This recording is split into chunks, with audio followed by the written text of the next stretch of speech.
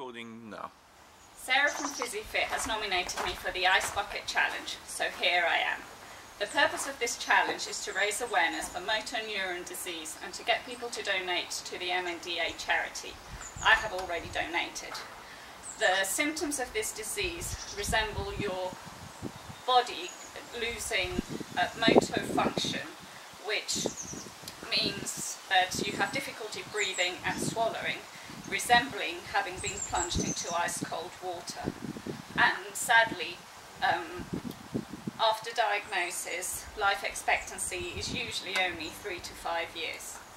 What I hope to achieve with this video is for everybody who watches it to donate to medical research, as this will invariably benefit us all. So please donate generously.